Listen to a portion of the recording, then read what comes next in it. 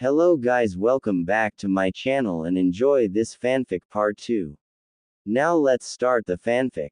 Shikamaru cursed under his breath after he jumped from the ship. Sai followed behind and they both landed above the water like they were just standing on solid ground, all thanks to the chakra on their feet. Without a second to waste, they started running with the intention of rounding the whole ship to see what happened to Hinata. Shit. We are running blindly in the dark, Shikamaru said, and he heard Sai grunt in agreement. As a shadow user, darkness was his friend and above all else, his weapon. Unfortunately for him, his eyes were not as sharp as a Byakugan user, so too much darkness was a hindrance for his vision. Sai felt a familiar flicker of chakra to his right, so without a word, he reached out blindly for the Nara. He managed to grab Shikamaru's vest and he pulled. It was hard to give out directions when they could not see each other and what could be around them.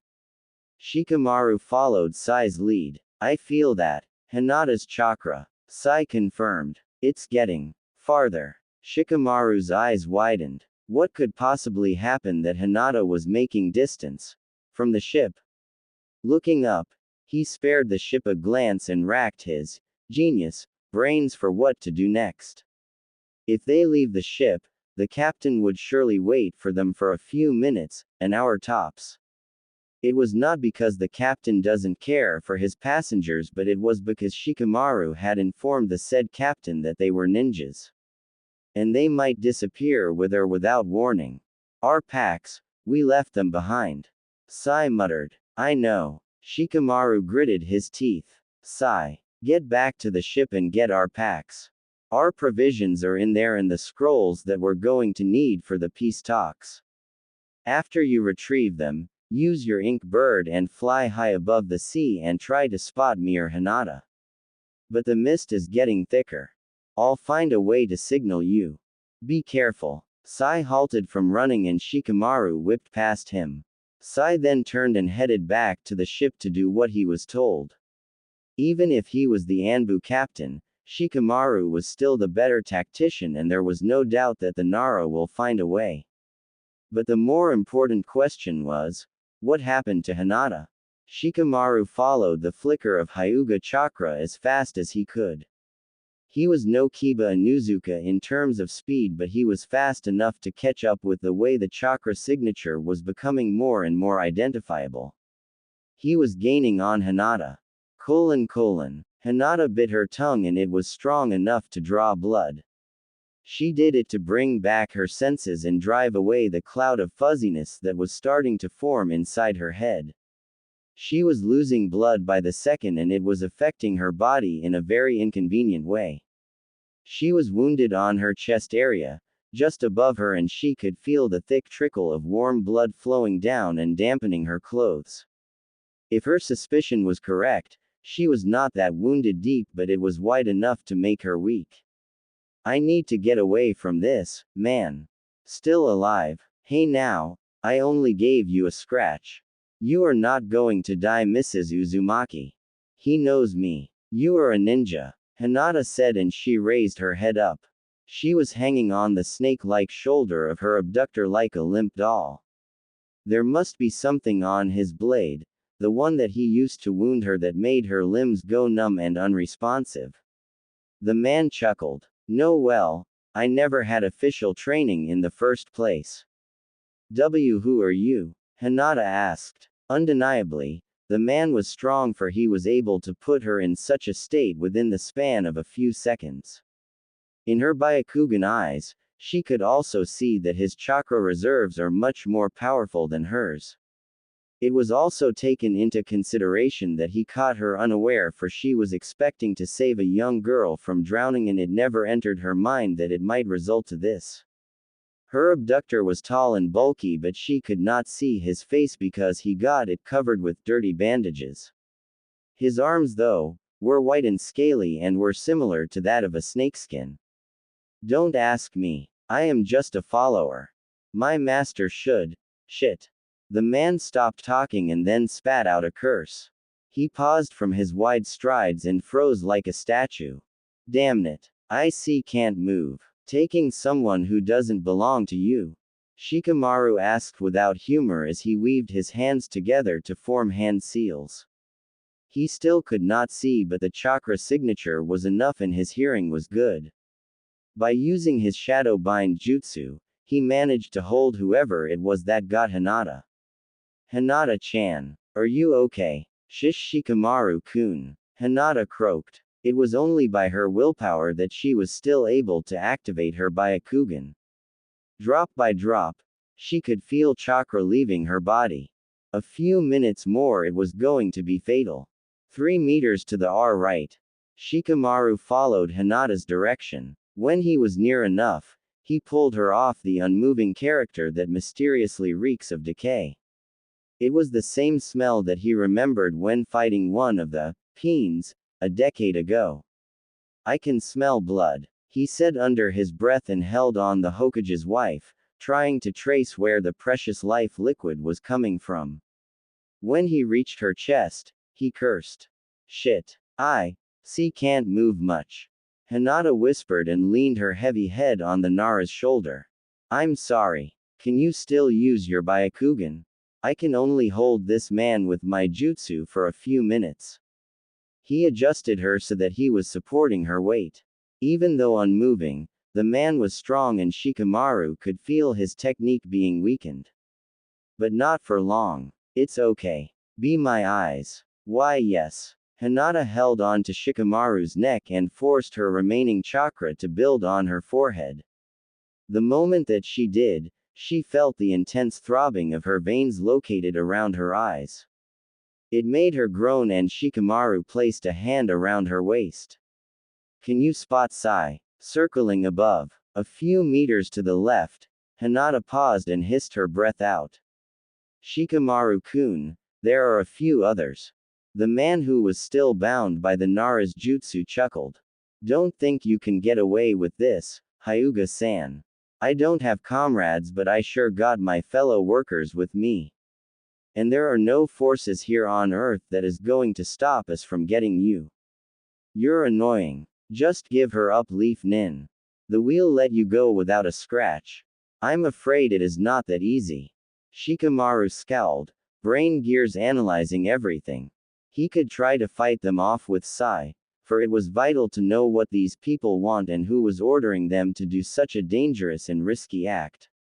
It may be an invitation for war from other unknown villages or some kind of betrayal.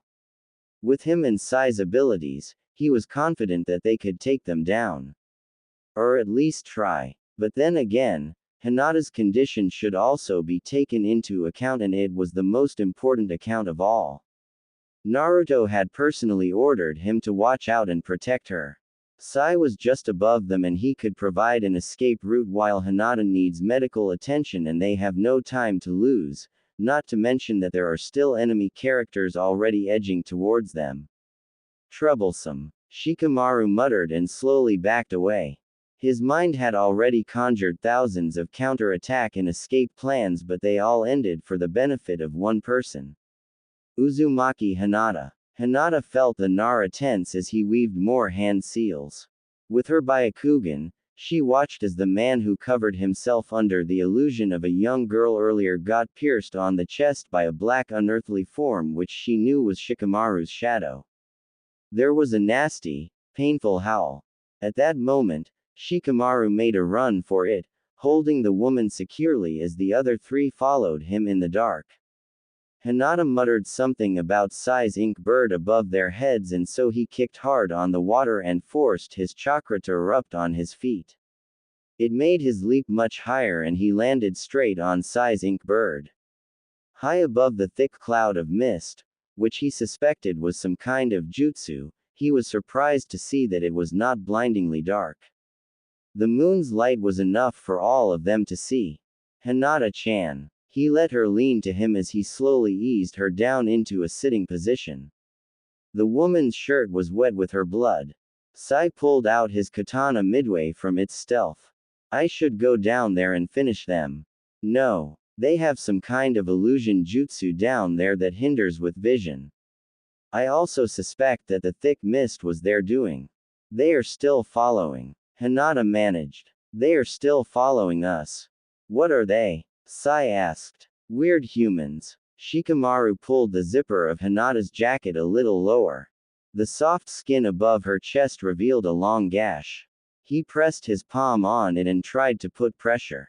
If I am correct, and I think I am, they are Kabuto and Orochimaru's experiments that Sasuke was talking about.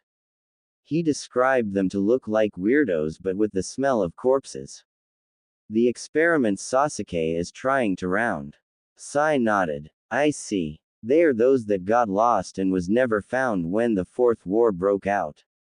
It has been too long. Why are they appearing now and at this place of all places? What bothers me is the fact that they know Hinata. Shikamaru said. This was going to be trouble for sure. Kabuto and Orochimaru disappeared after the war and we cannot be sure if both or one of them controls those experiments or maybe an entirely different person.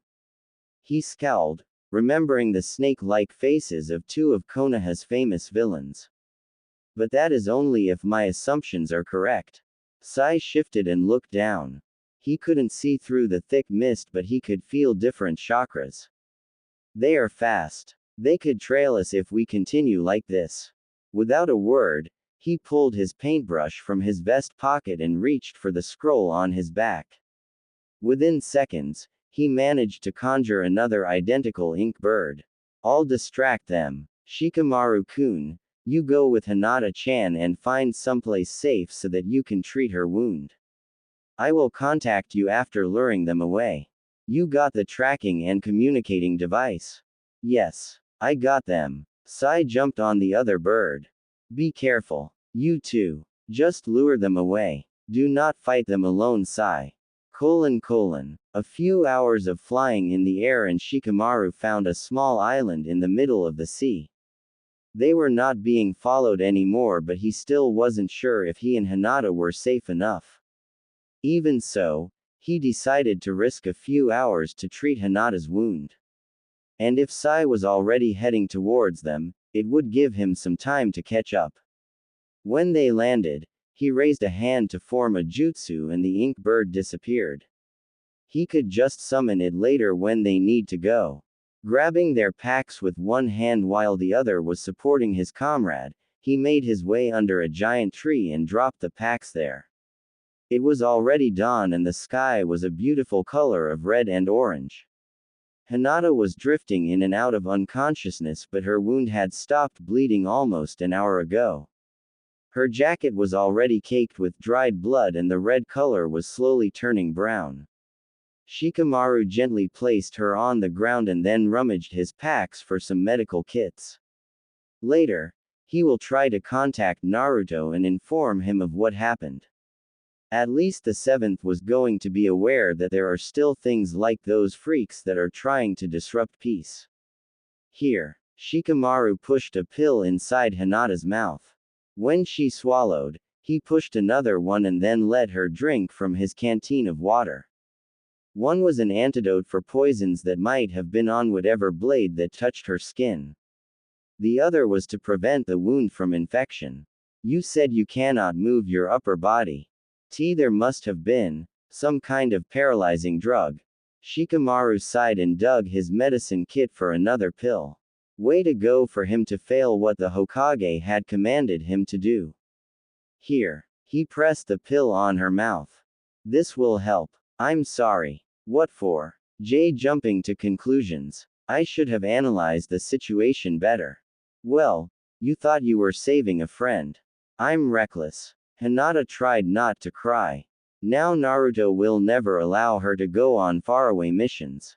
She just proved to her husband all over again that she was not a reliable kunoichi. Shikamaru tried to lighten Hinata's mood by grinning. No, as I said, you wanted to save a friend. Anyone you considers a friend is safe with you and I would prefer a comrade like that anytime, anywhere. Hinata looked at him in the eyes and he shrugged. You are not reckless. Hinata watched as Shikamaru scratched the back of his head and was looking at the right side. He would open his mouth as if to say something and then would close it again. He was looking quite embarrassed and after a few frowns, she realized what he was trying to communicate. Oh, my jacket? She asked him and looked down on her blood-stained clothing.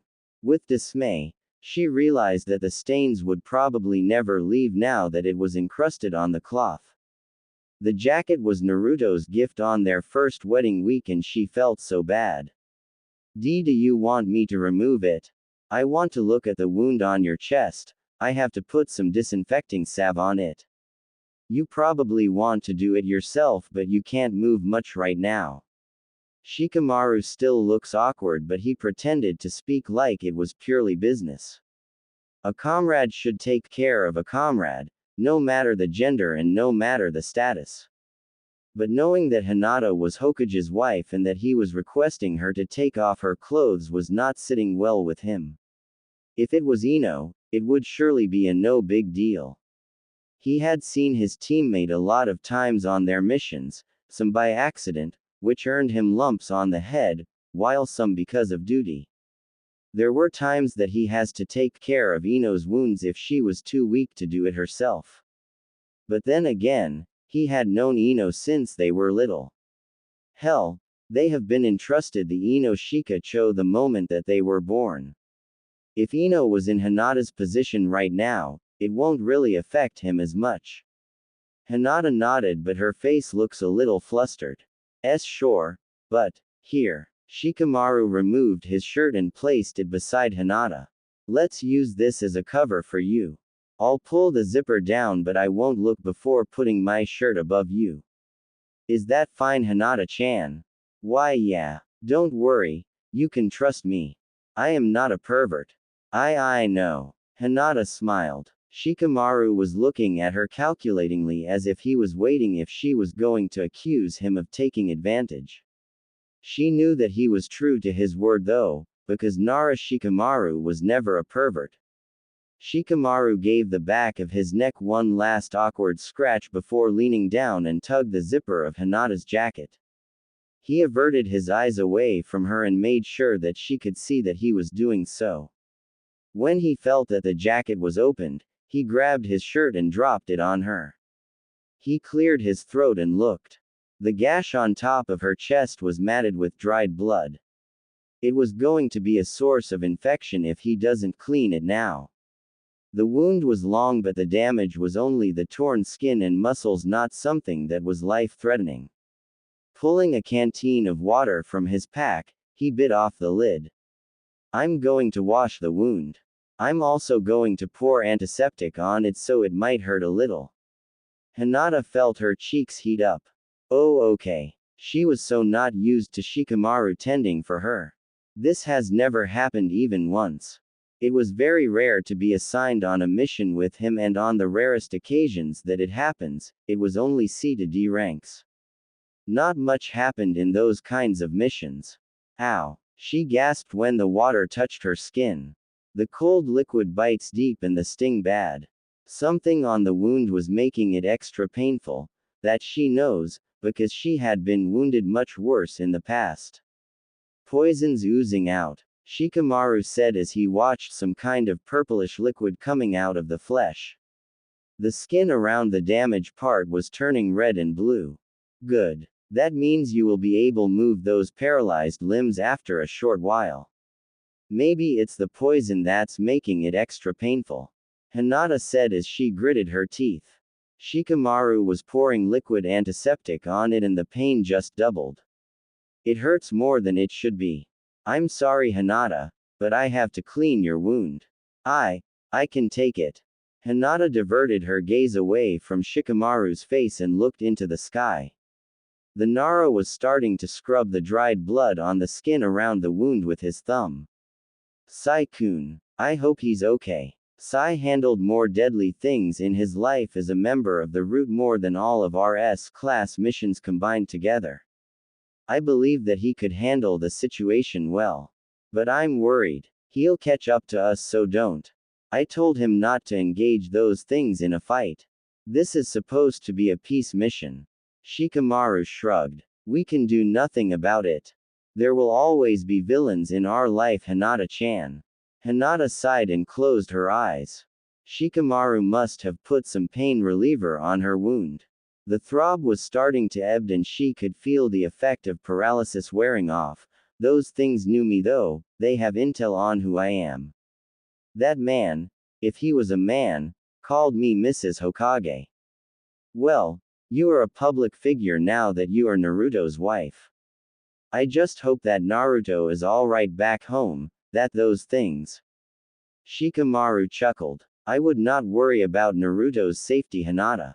Your husband is a one-man army and you know that.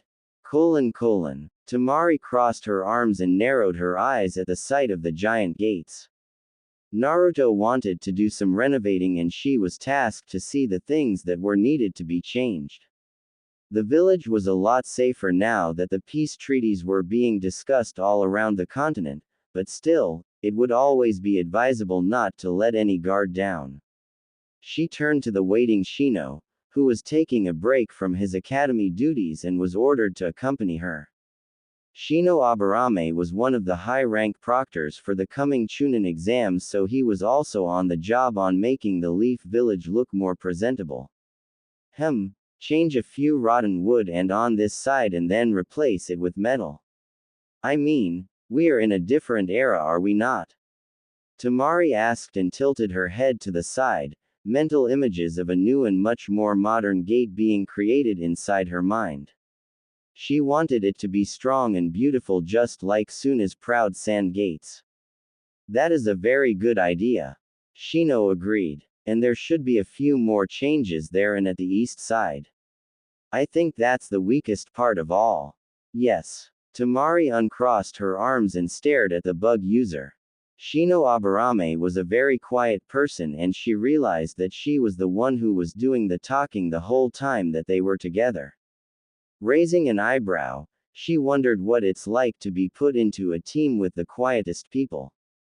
Shikamaru once said that Hinata and Shino were on the same team when they were still Chunins. Wow, it's going to be super boring. Shino used his right sleeve to wipe his eyewear. It was a hot day and sweat and moisture was forming on the tinted glass. You have a good eye.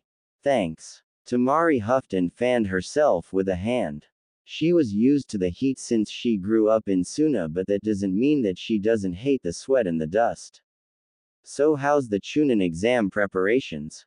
Smoothly. Oh, that's good to hear. Suna has very strong representatives. Of course. Temari said with pride. She once took part in training Suna participants for the Chunin exams and she knew firsthand how strong the ninjas of the sand could be. The potential was endless. We live in a rough place. We have to learn how to be hard too. You have a point. When Shino left after a short talk or chat or whatever it was called, Temari found herself still staring at the giant gates. The subject of the Chunin exams brought up Suna, and Suna brought up the homesickness she was feeling. Weirdly though, Shino was a really good company even if he was not that talkative to begin with. The words he says are limited but they were always straight to the point and most importantly, with sense. Temari blinked and caught her mind drifting away from the work at hand. So with a shrug, she adjusted the giant fan behind her and walked to the direction of the Hokage tower. She has to see the Hokage to give him her report. Being a military captain doesn't always mean that you have to stay on the field because there were also lots of paperwork. As she made her way to the tower, Temari wondered if Shikamaru's mission went smoothly. Knowing her genius of a husband, it was more likely that there were no delays or unnecessary stops. Shikamaru hates doing anything troublesome. He doesn't like wasting time. Hinata gladly showed her hand to Shikamaru who gave her a nod. He was smiling his signature lazy smile and she wiggled her fingers near his face. She was now wearing her Junin uniform in replace of her stained jacket. The bloody clothing was now stowed inside her pack. I can move without pain now. Good as new. That's good. My wound doesn't hurt. But you have to be careful still. You are still wounded. Shikamaru flexed his neck. They have stayed for almost 3 hours in the small island because it took that long for Hinata's body to recover. At that span of time, he would have contacted the Hokage about what happened to them on the ship, but the new technological wonder called the mobile phone has no signal to send any message, yet. The island that they were on was out of range. That's why sometimes being old-fashioned is better. He had complained to Hinata at the first few tries of using the gadget. Sure, it was easy and practical, but in times like this, it was better to use a messenger bird. I wonder, Sai-kun. He's going to find us, that's for sure. We have to wait for him here. Hinata asked. She got to admit that she was getting more worried by the hour.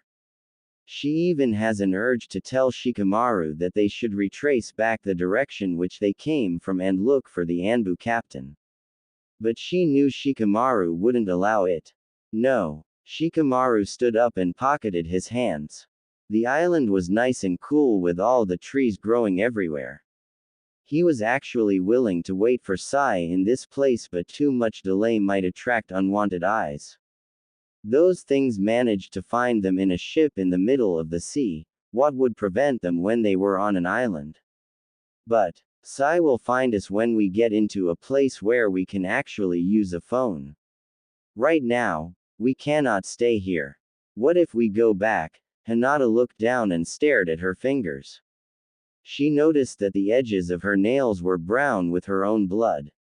And look for him. Too risky. I am fine now. No. Too risky. Hinata's eyes narrowed just a little, not enough to make the Nara notice. But I have to protect our comrade. Ino-chan's husband. Shikamaru sighed and looked up. The sky was a nice color of baby blue and white. For a second there, the color palette made him think of the woman beside him. And the bright sun was making him think of a certain blonde-haired Kage. And I have to protect you, he said, mostly to himself, but Hinata heard anyway. He saw her form stiffen when he watched her at the side of his eye. I don't need protection, Hinata said in a very low voice.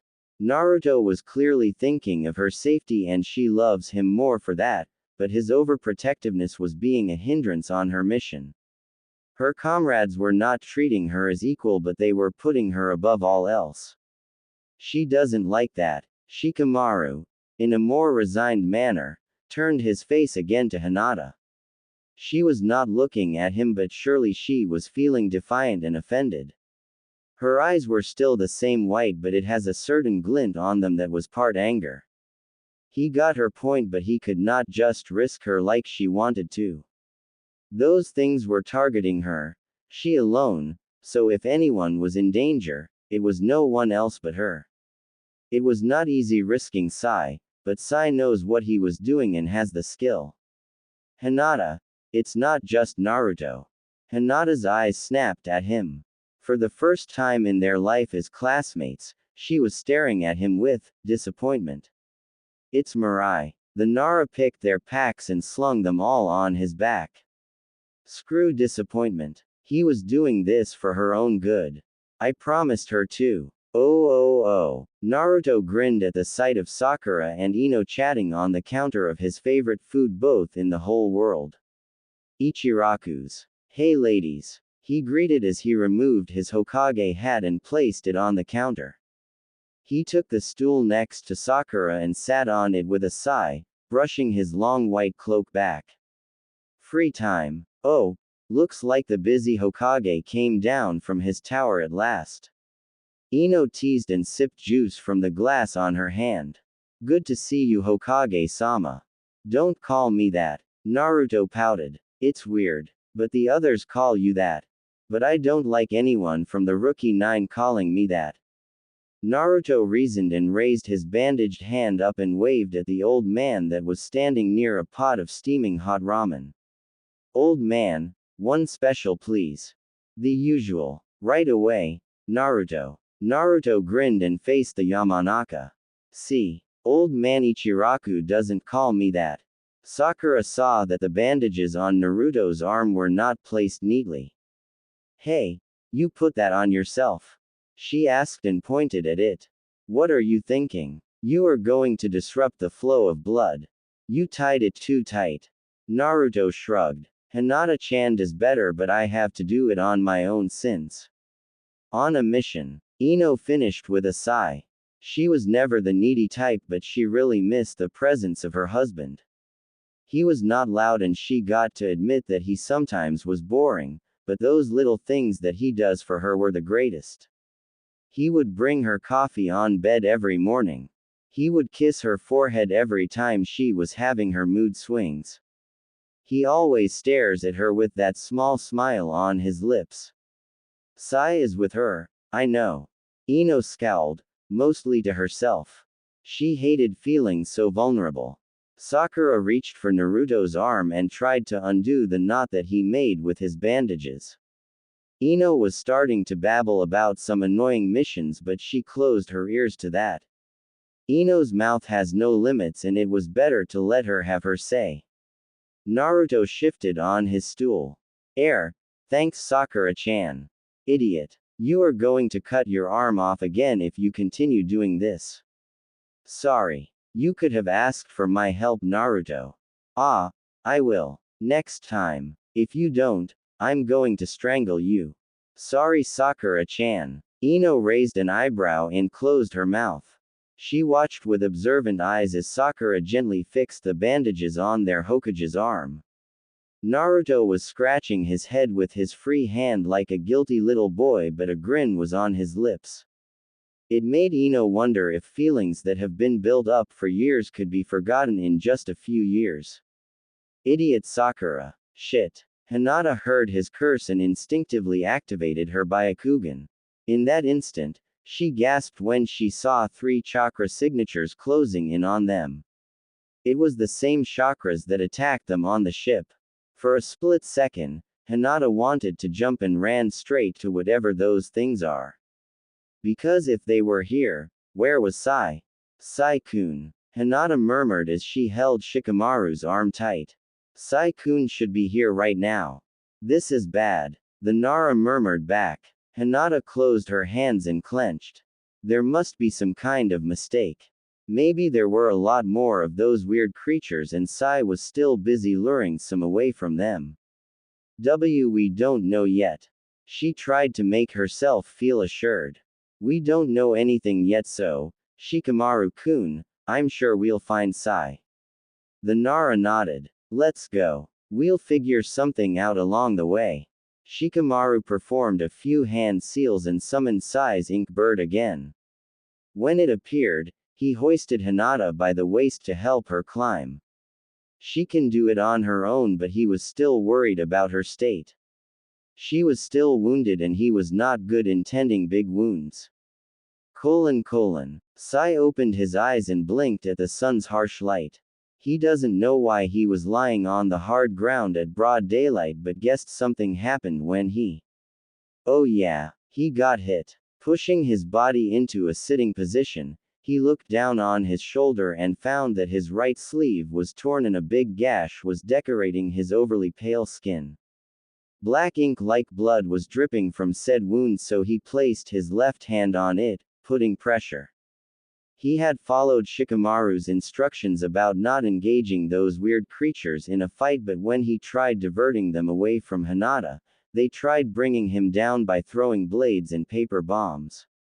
Those things came obviously prepared. He remembered being hit on the arm at the same time that his bird turned into smoke. He fell into the water and that left him with no choice but to fight. If his calculations were correct, he managed to some of them before he decided to make a run for it until he reached an island and had his needed rest. He normally doesn't run away from a fight, but his wound was making him feel weird all over. He felt some kind of numbness and slowly, it was starting to spread all over his body. It was paralyzing him. Good thing he has some drugs with him to counter the paralyzing effect, because now, he could move freely. The only problem now was how to communicate with his other unit members. He lost his tracking device when he made the water dive, and not just that, he also lost his sense of direction when he made his escape. It was also too dark that time to mark or remember any places. Sai shook his head. This is a hard one. Hinata deactivated her Byakugan. She was riding behind Shikamaru and was glad to hide under his shadow because the sun was too hot for comfort. They have been flying for hours now, passing from one island to another. Having jumped off the ship in unknown waters, they don't know where they were heading and if it was the right place to go. They have a few maps with them of course, but they lost track of their own coordinates. It was now useless. They were now traveling blindly in unknown lands. They are not following us anymore, Hinata informed the Nara. We must have lost them on the way. Shikamaru nodded and looked down in search of a safe place to land. Can you look for a place safe for us to stop? We need to eat, he asked. Hinata was the only Byakugan user with the widest range. Her Byakugan eyes could see far and wide without hindrance. A few minutes later, Shikamaru and Hinata jumped off the ink bird which Shikamaru dismissed by a hand seal. They stopped on a small clearing surrounded by giant trees. The aura almost felt like home since Konoha was a village hidden in the leaf. Hinata pointed at her east side, her bloodline limit still active. I can see a small town. Maybe we can start by asking where we are. We have to change clothes then, he told her. At first, they had decided that it was better if their identities as ninjas were known, but with weird crazy people following them and in unknown lands, it was better if they stayed low for a while. Hide any clan insignia. Hinata nodded. She knew what the Nara was thinking. It doesn't need to be a genius to do so.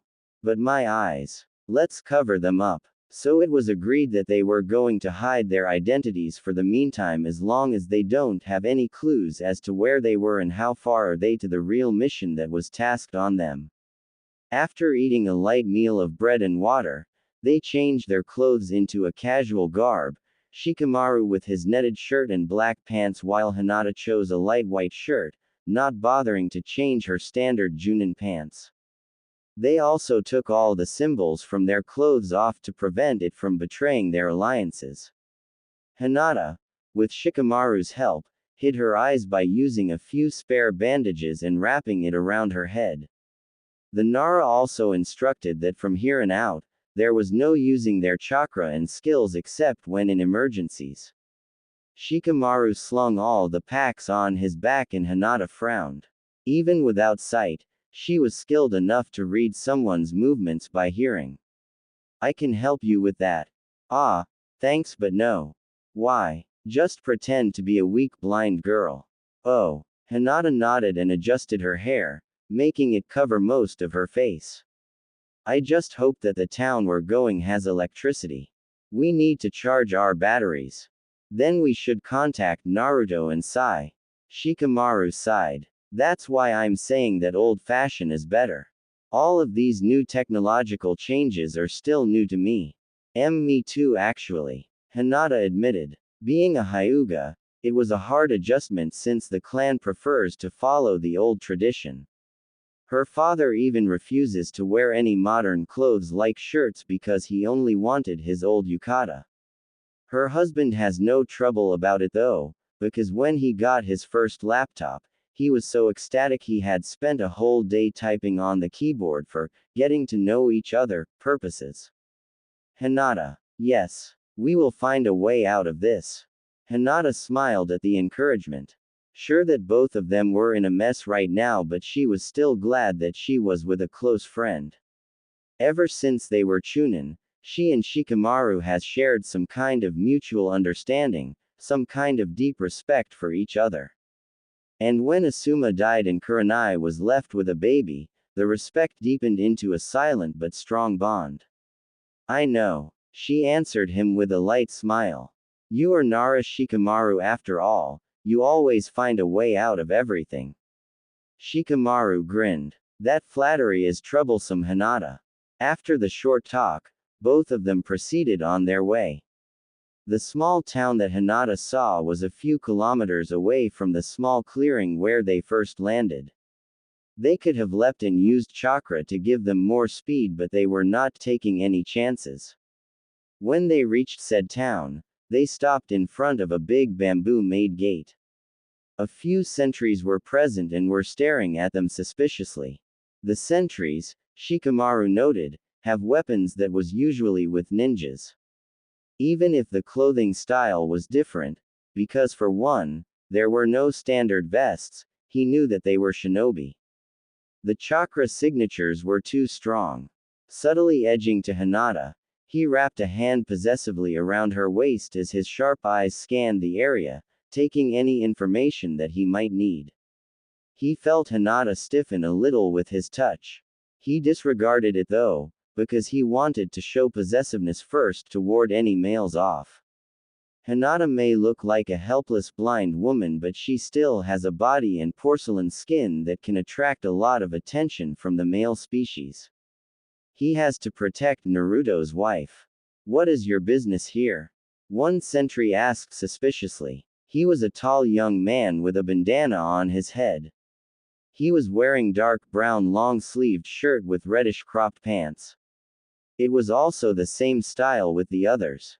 We are travelers, Shikamaru answered. What ship are you in? This is the only town in this island and we know any ship that stops here. Shikamaru made a mental note about that information. You see, we came here very unexpectedly. Me and he looked at Hinata who has her head down. Wife. When he said the word, wife, he heard a light chorus of disappointed grunts from the other sentries. We accidentally left the ship that we are in and we are lost.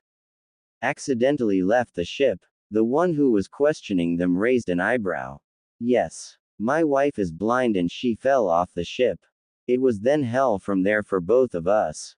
Shikamaru shrugged and sighed. We just wanted to rest for a short while and then repack some stuff for our way back. Maybe charge a battery. We have no electricity here. Hinata mentally groaned. No electricity. The sentry raised a hand. So you two came from one of the great villages, am I right? Since you speak about electricity and stuff. Hinata nodded. This is just a small town and we do not have enough power to sustain every household with electricity. Oh, and if you need supplies, Out Humble Town could provide it for you. The problem, however, is getting out of this island. Shikamaru frowned. The conversation was getting troublesome for him. And why is that, if I may ask? We have to test first if what you say is true. Oh, Haruno Sakura heard Yamanaka Ino sighed for the third time.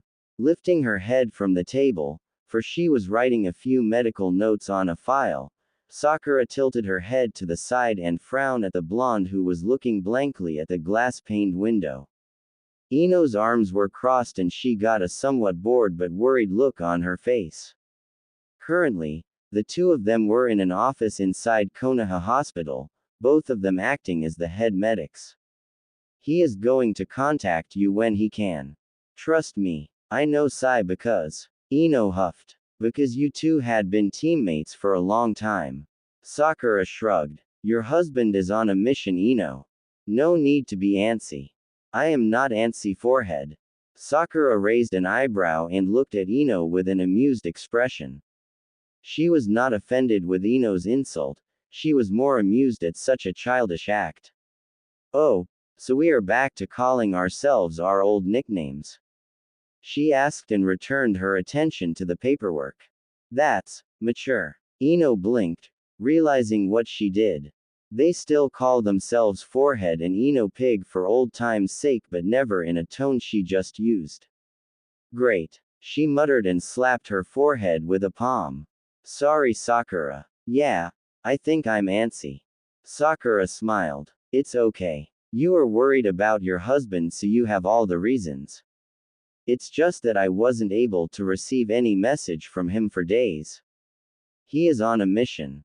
Sakura reminded her friend. I know, but, and Shikamaru, your best friend I might add, is with him. Not to mention that Hinata is too. He is fine, Ino. They are all fine. We are not in a war or something, so chill. Ino sighed and uncrossed her arms. Did Naruto mention anything about Hinata? Sakura shook her head. No. She had brought Naruto his lunches since he was helpless with that and also fixed his bandages. They talked during that time about a lot of things, but Hinata was not one of them. Sakura guessed that the Uzumaki couple was communicating, so Naruto was not at all worried. He was acting it cool, unlike Ino. Sakura. Yes. Ino bit her lip. Naruto is a cool guy. Of course he is. But he is married. Sakura froze and the pen she was holding snapped into two. For a second there, she thought that someone poured iced water on her. Ino. What are you talking about? Of course Naruto is married. Ino shrugged. I am your friend. I know, but what the hell are you talking about? I am just concerned. You have been spending a lot of time with him for the past weeks and you might fall. We are best friends. Sakura exclaimed. You and Shikamaru are best friends too, right? And you also spend a lot of time for each other. How about Choji? He is married too. I mean, what the hell, Ino? Where did it come from? Ino slowly stood up from her chair and removed the medic cloak she was wearing. She dropped it on the back of the seat. Sakura, Shikamaru and Choji never had any romantic feelings for me. So please do not forget that Naruto had been in love with you for more than a decade. He loves Hinata, that I can see. But sometimes, feelings just doesn't evaporate, you know. What the? Hinata edged closer to Shikamaru as they made their way inside the small town. She can't see much with the bandages around her head, so she based it mostly by feeling his familiar chakra signature. Around her, she could hear the stiff movements of the guards that surrounded them. There was also excited chatter all around, a sure enough sign that she and the Nara have gathered attention from the locals.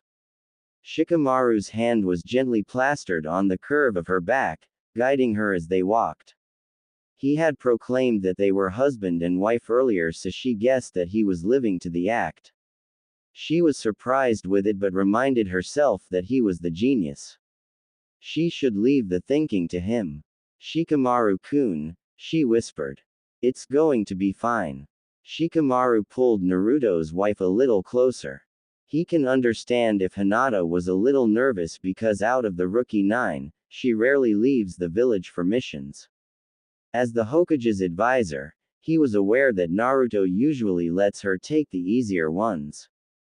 There were also times when a job description really fits Hinata, but the Hokage gets out of his way just to make sure that it was given to someone else. Hinata has been out of the danger game for a long time. It's going to be fine. He repeated, just in case she was still feeling uneasy.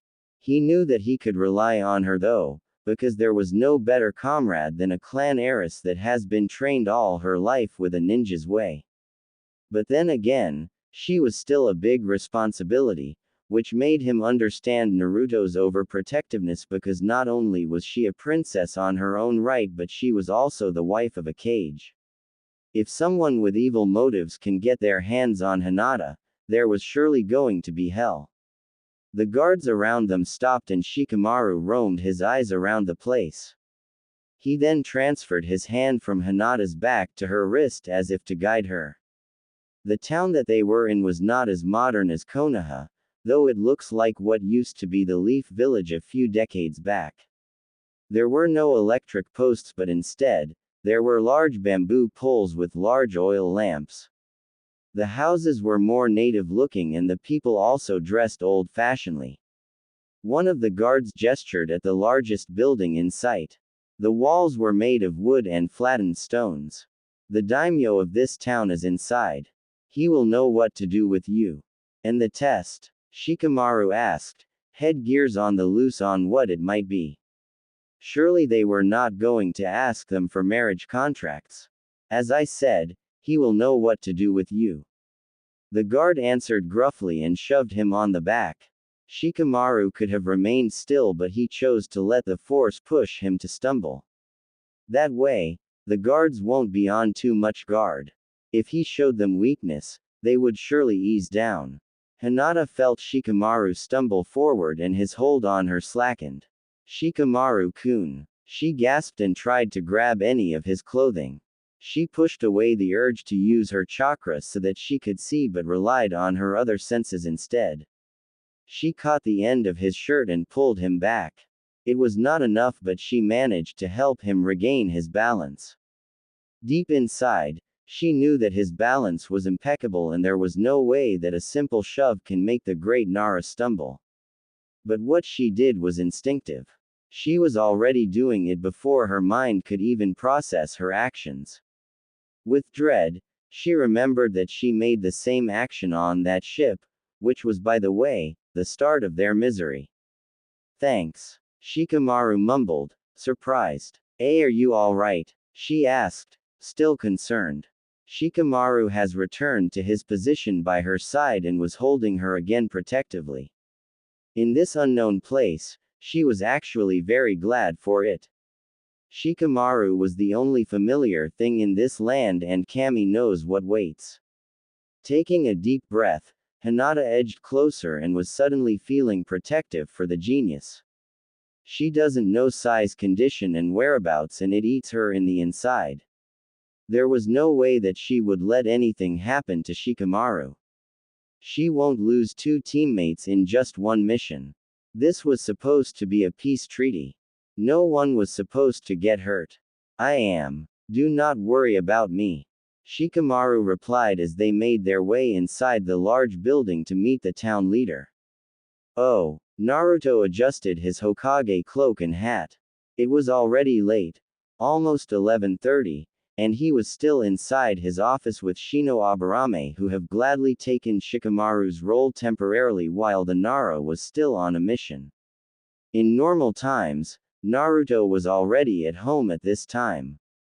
These past days were different though, because Hinata was not around.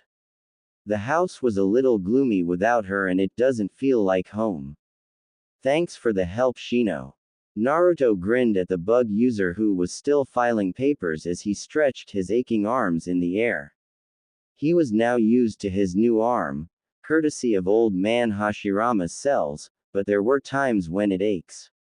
Sakura said that the pain was normal and it would disappear after a few more months of treatment. I really hate to trouble you with this, especially with the Chunin exams coming. It's okay, Naruto, Shino said, closing the metal drawer beside him with a slight creak. Kiba is helping with the preparations too. I should ask Temari to give you a hand. She used to be Suna's Junin exam proctor. She'll know what to do. Shino nodded. Whatever you think is best. And let's call this a night. You go. I'll finish this first. Shino raised a file. I'll lock the door when I go out. Thanks again, Shino. Naruto yawned. Leave the keys to the shinobi guard on first floor. Naruto left Shino, who was still engrossed with work. Good thing he has reliable friends like the Aburame. The hard work was bearable with them doing their best to help. Rookie 9 has that kind of friendship that could even surpass the bond of blood-connected siblings. He was thankful that it was that way. When he was out of the Hokage tower, Naruto stopped when he spotted Shikamaru's wife walking the opposite way that he came. He waved and called her name.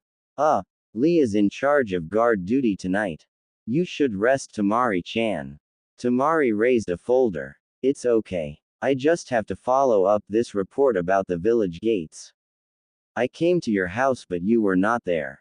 It's a little late for this but I really wanted to have an early start for tomorrow. Oi, Shikamaru will me if you collapse with fatigue or something when he gets back. Naruto scratched his head. He never knew Temari was this workaholic.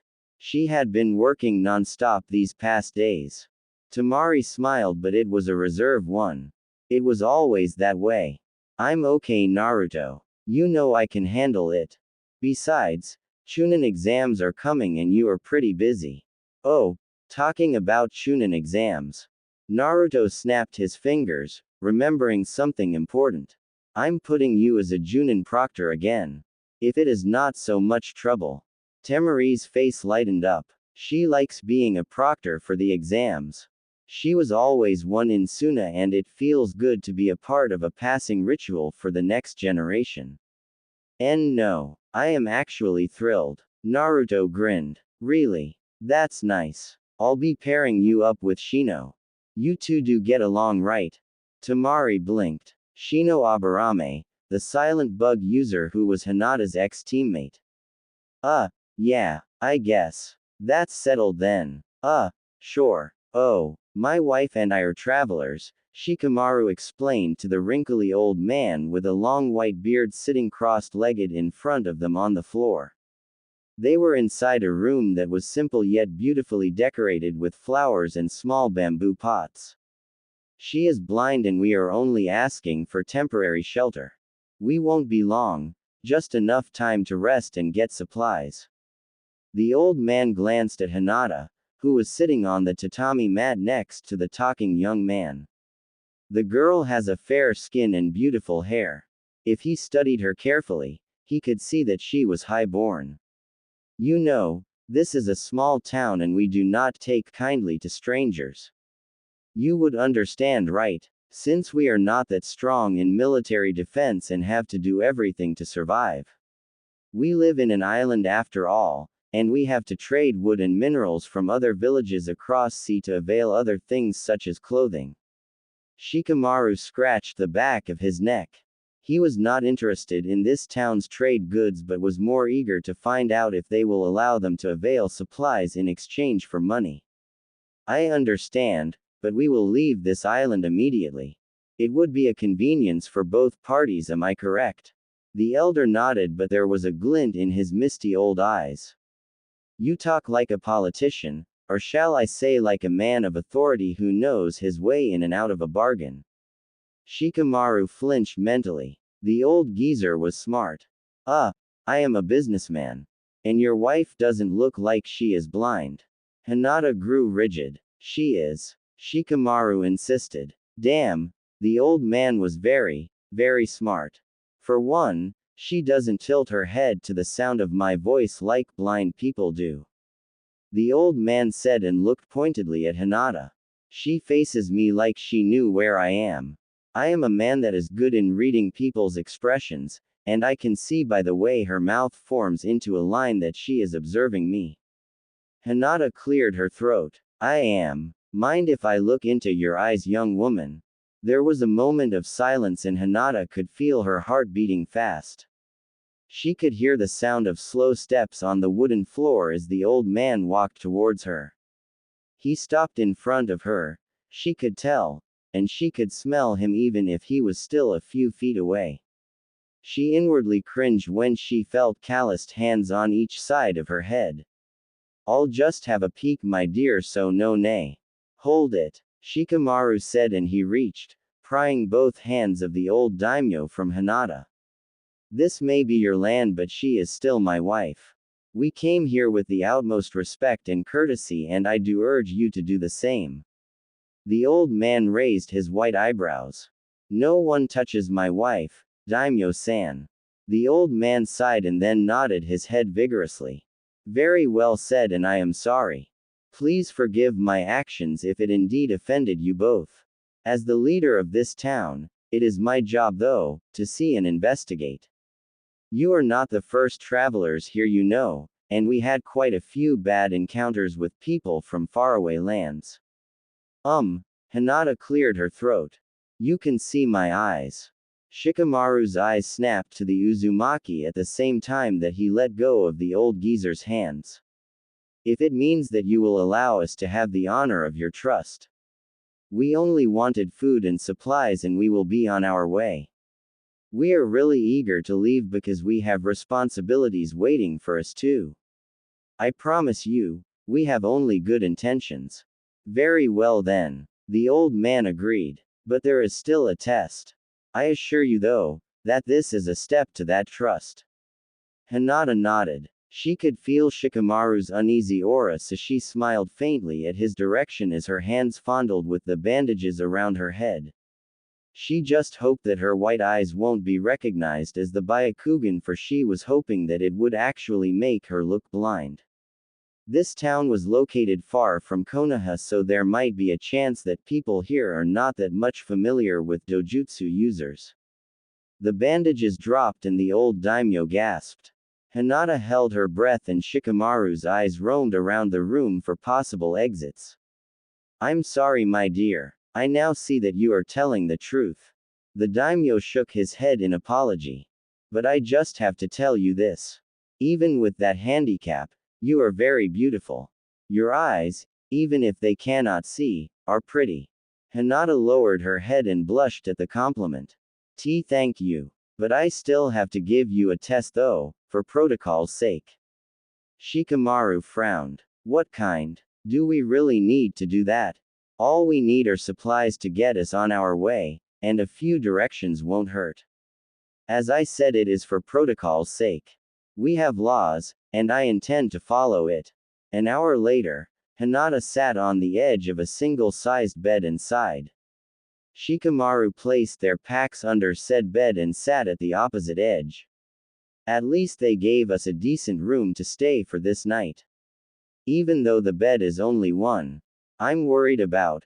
Hinata started, but was cut off when Shikamaru reached for her and placed a hand on her mouth. She raised her eyebrows at him quizzically. Shaking his head, he leaned over and placed his mouth near her right ear. We are considered strangers here. The Nara whispered. Let's act like a married couple and talk things later, okay? I really have a suspicion that we are being watched. You think? Hinata whispered back. That old geezer is smart. I don't believe any word he said. Shikamaru removed his hand from Hinata's lips and yawned, which was louder than needed, and stretched his stiff arms up. When he did, cracking sounds can be heard. I'm tired. Hinata rubbed her temples. Me too. There was a small bathroom inside the room and they used to refresh themselves. Shikamaru was the first one to use it and Hinata was next, bringing her clothes inside so that she doesn't need to go out of the bathroom with only a towel for body covering. A few minutes later, both of them were clean from dust and dirt with fresh clothes and wet hair. I'm worried, Hinata murmured, wiping her damp hair on a towel that was provided for them. Shikamaru was on the floor and was looking at the wooden ceiling. The room was eerily orange because of the oil lamp hanging on the wall. Every light movement they made was copied by the shadows around them. Me too. Shikamaru leaned his head back on a pillow. He was staring at the ceiling. Hope he's fine. He is. I trust in him. Pretend you are not aware of their true identities. Make them run in circles for a while in this island.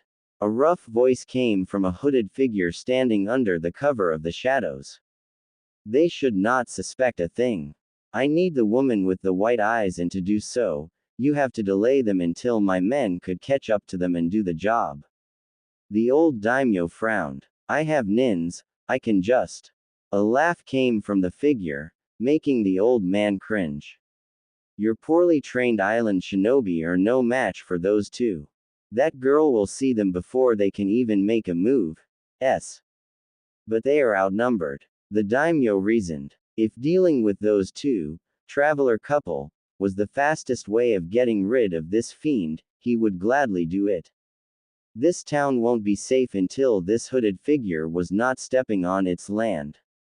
He has spent years of his life keeping his people safe. There was no way that he would put them in danger now. But they are skilled, was the simple reply. They can escape easily. What are they to you anyway? He asked. Why are you so eager to capture those two? Just the woman. Why? It is none of your business, old man. Just follow the orders if you don't want this town to burn. Hinata settled on the bed and pulled the covers up to her chin. Shikamaru insisted that he slept on the floor, and no matter how she tried talking him out of it, for she knew that he was tired as much as she, he won't budge, claiming that she was still wounded and it doesn't fit for a lady to sleep on the floor when a bed was available. She closed her eyes, trying to forget the problems at hand for the moment and tried to think more happy thoughts. Her wedding day. Naruto's proposal. As she think of her husband, Hinata wondered if he was keeping in mind everything that she told him before she left.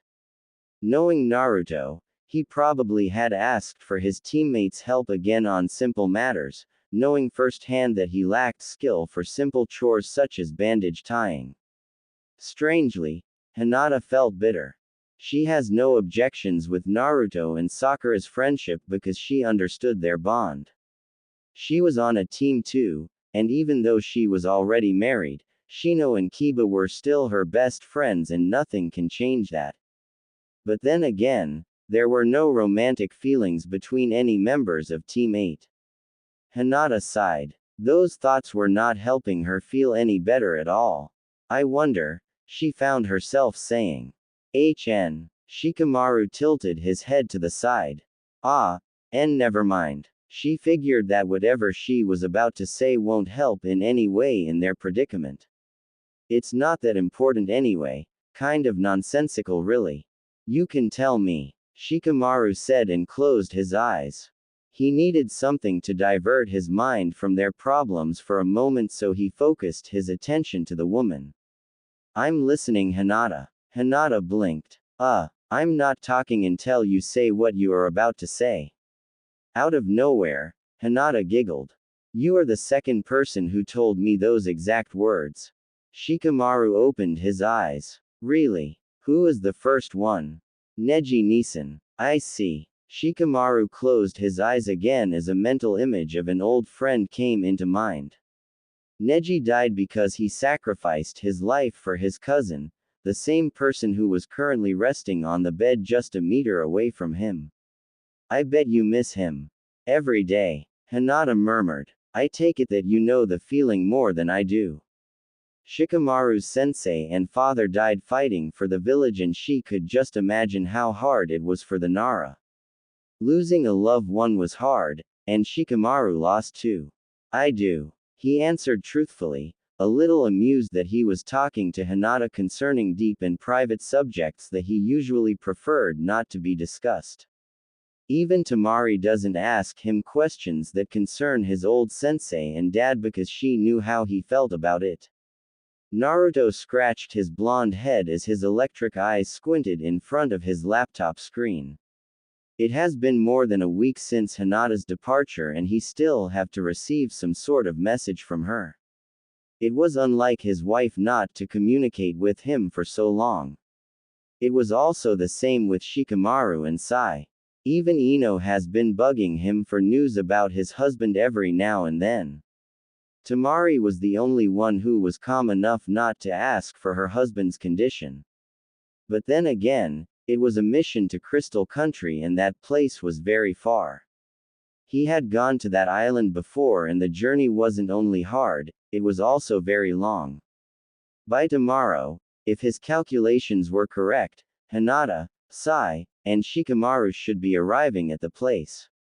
He mentally noted that he'll contact the Crystal Country's officials then. If given his choice, he really wanted to contact those three right now, but he doesn't want Hinata to think that he doesn't trust her. That's why he will wait for his wife to be the first one to tell him that the mission was a success. Besides, if Shikamaru and Sai chose not to communicate with him too, there must be an important reason. With a sigh, Naruto closed his laptop and leaned his head back on his chair. He was feeling incomplete and lonely. This was the first time in their life as a married couple that Hinata was away. He missed holding her every night. Suddenly, his stomach growled, making him pout as he stood up from his chair. Without Hinata, he could not eat properly because he mostly relies on instant meals. It was only by Sakura's help that he can. Sakura. Remembering his pink-haired best friend, Naruto grinned and grabbed his standard Hokage hat from his desk. He knocked a few pencils off the table but didn't even notice it as he adjusted the buttons of his white cloak. He doesn't like wearing his Hokage uniform all around the village since it was the hottest month of the year. Unfortunately, he got a few Hyuga elders on his back, watching his every move for any wrong etiquette. He cares for his wife's clan, Really, for he had grown to love her family as his own. But sometimes, he just hates all the formality and clan rules. Still smiling, he poked his head outside the office door and saw Tenten sitting on the bench beside the hallway. She was examining a scroll on her lap with sharp mocha-colored eyes. Her usual hair buns now upgraded into an intricate braid that reached her shoulders. Hi Tenten. Tenten looked up and smiled when she saw the Hokage's head by the door. Oh, seventh. Good morning. What are you doing? Why are you studying those scrolls outside? Tenten shrugged and pointed at another door to her left. Naruto recognized it as the weapons department room and that he had appointed Tenten as the head of that branch. Why aren't you inside your office? Ugh. Tenten groaned as if remembering something bad. She made a face before returning her gaze to the orange Hokage. The cleaning team is still inside. I'm studying a few ancient summoning scrolls, but some of them contain smoke bombs. I had to get out before it suffocates me and my unborn baby. Oh. Naruto nodded, recalling some weird smell he had encountered earlier. So that smell. Yes. Tenten made another face. I'm sorry. I hope it didn't disturb you from your work. I didn't inform you about this because I don't want to trouble you with minor things. I decided to clean the mess myself. Naruto smiled. It's okay, and thanks Tenten. He said the words sincerely. You know, you can use my office for the meantime. You can't really study those ancient scrolls properly on that bench and I bet it's uncomfortable. I'm going out to eat so you can also keep an eye on my office. See. Win-win situation for both of us. Tenten stood up and picked her scrolls. Really? Thanks Naruto. But no paper bombs inside my office. Naruto warned good-naturedly. Okay. Yeah, I promise. Oh, and there are a few instant ramen and cookies inside one of the desk drawers. Help yourself with them. There's hot water on the thermos. Pregnant women likes to eat right. Yes we do. Chopsticks. Tenten asked and passed by her old friend. That was what she likes about Naruto. He doesn't consider himself high and mighty now that he was Hokage. He was still much the same. Just the old and nice Naruto. Just dig my drawers Tenten. You will find a pair somewhere in there I'm sure. Naruto waved a bandaged hand and took a few steps out of his office. After that, he paused. Be sure to wash them first. You know, sanitation, for the baby. Tenten laughed. You will make a good father Naruto. I can see that now. Sakura mentally counted the heartbeats as she listened to it using a stethoscope. Moegi, a young kunoichi and Konohamaru's teammate, was knocked over by a force field created by one of her classmates when they were training, which was now the reason why she was having hard time breathing. Sakura had wondered at first if it was internal and something serious, but now that she had taken a good look, she sighed in relief. Moegi was like a little sister to her just like Konohamaru was a little brother to Naruto, and she doesn't want anything to happen to the teenager. Moegi bit her lower lip. Sakura nay. It's okay Moegi-chan. Your chest muscles are a little sore. She pressed the young girl's chest and was rewarded with a wince.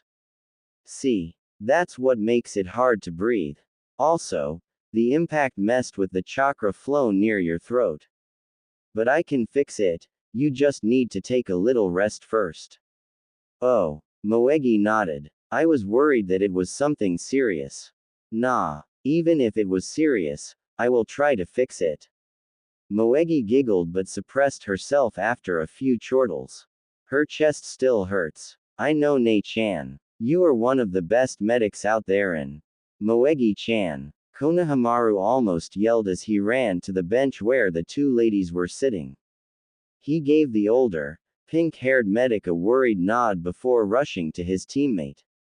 Behind him, also running like the wind, was the bespectacled Udon. Are you alright? Heard about what happened? Udon pushed Konohamaru away and kneeled in front of the pretty teen. Are you alright? Moegi nodded. I am. Sakura smiled and rose from the bench. She removed the stethoscope from her neck and tucked it safely inside one of her large cloak pockets. Okay. I will leave Moegi in your care, boys. Be sure to make her rest a lot. Thanks, Sakura-ne, Konohamaru said as she walked away. Sakura left the three teenagers and was about to enter her office when she spotted the familiar white and orange cloak of Konoha's famous Hokage. She smiled at the sight like a little girl who just spotted candy. It never entered her mind that she was not supposed to react that way in front of her married best friend. She was just very happy to care. Hey Sakura-chan. Naruto raised a hand and walked towards her. She on the other hand hurried her steps and stopped when the blonde was just a feet away. She then raised her head up, still overwhelmed at how Naruto could be so tall. How is Moegi doing? Heard she got hit. Nah. Even if she's hurt, she got two boys who are head over heels over her. Konohamaru really got it bad. Sakura shrugged dismissively. And Udon too. Reminded you of someone? Naruto asked. Sakura grinned. Yeah, you were crazy about M. She stopped before she could blab the wrong word, realizing that it was going to be awkward if she did. I mean, we are all crazy, but we do protect each other's backs. Good old times. Naruto grinned. Yeah, but I'm getting hungry. Would you like to have some ramen? Let's eat. Sakura clicked her tongue. She heard from Moegi that Naruto joined a few chunins at Ichiraku's yesterday. Oi, you can't live on ramen alone. Really? I'm going to tell Hinata of your bad eating habits when she gets back. Weirdly, something rubbed her the wrong way when she mentioned Hinata. She suddenly felt pained. Inwardly flinching, Sakura realized that she was jealous of Naruto's wife. Ah, come on Sakura-chan. Really? Just this once, okay? Naruto pleaded but was still smiling. He knew that Sakura will give in anyway. Please. I came here to get you because I have no one to eat with. Sakura looked down. She suddenly felt bad, very bad. She was not supposed to think badly of Hinata, and she was not supposed to feel weird around Naruto. This was supposed to be a friendly act between best friends. Ah, I'm sorry. I'm busy. She sighed. I really wanted to come with you, but. The smile from Naruto's lips disappeared and was replaced with an understanding look. I see. I'm so sorry, Naruto. Naruto placed a large hand and poked the pink diamond seal on Sakura's forehead. It's okay, silly. I understand. I am Hokage, so I understand better than anyone else the meaning of responsibility. You go do your work and I'll go look for Rock Lee to eat with me. That guy never says no to a challenge. Naruto. Sakura bit her lip. Stop frowning, Sakura-chan. Naruto grinned again. Silly woman. Oh. Shikamaru shook his ponytailed head and edged closer to Hinata as he stared incredulously at the old man, whom he knew now as Old Man Hagari. I'm sorry. What? Retrieve the healing gem from the Spider Mountain and then you can have the supplies to continue your travel. Also, I can give you and your wife free passage on one of the coming ships next 3 days. The ship will deliver silk and thread on this island. Hagari said sternly. That is the test. I don't mean to be rude, since this is your law and all. Shikamaru frowned. But we have a schedule to follow. He wanted to add that they also have a comrade to find, but he chose not. And my wife is blind. I can't leave her alone in a place where she knows no one. We can take care of her while you're gone, and if you pass the test, you can be on your way with the supplies you need. We can give you directions too. Shikamaru saw the sudden urgency in Hagari's voice that he narrowed his eyes. He could sense that something was amiss. The old man was fidgety and was now very rude. He was not like that when they first talked.